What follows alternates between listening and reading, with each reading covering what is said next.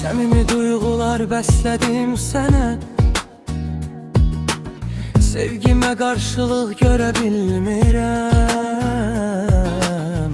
Hayalın gözümün önünde yine,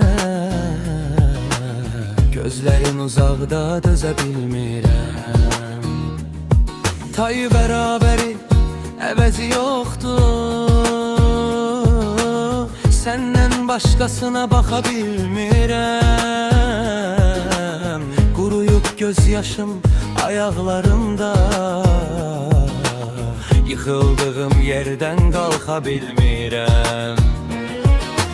Özü uzaqlarda, xəyalı burada, unuda bilmirəm. Ürəyimdədir darıxmaq gecənin qaranlığında, əcəl sənsizliyin kölgəsindədir.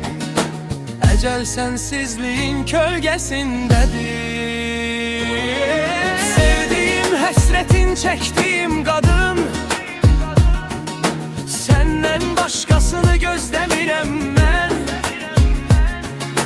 Yoxluğun cəhənnəm, varlığın həyat, sənsiz həyat varsa istəmirəm mən.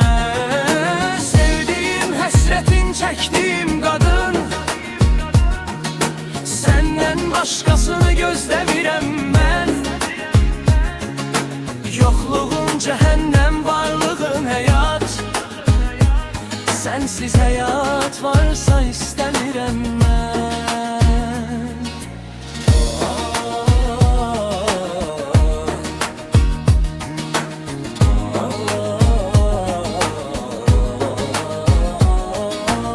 Səmimi duyğular bəslədim sənə, sevgimə qarşılıq görə bilmirəm. Xəyalın gözümün önündə yenə, gözlərin uzaqda dözə bilmirəm. Tayı bərabəri əvəzi yoxdur, səndən başqasına baxa bilmirəm. Quruyub göz yaşım ayaqlarımda, yıxıldığım yerdən qalxa bilmirəm. Özü uzaqlarda, xəyalı burada, unuda bilmirəm. Ürəyimdədir darıxmaq gecənin qaranlığında, əcəl sənsizliyin kölgəsindədir. Əcəl sənsizliyin kölgəsindədir. Sevdiyim, həsrətin çəkdiyim qadın, səndən başqasını gözləmirəm mən. Yoxluğun cəhənnəm, varlığın həyat, sənsiz həyat varsa istəmirəm mən. Sevdiyim, həsrətin çəkdiyim qadın,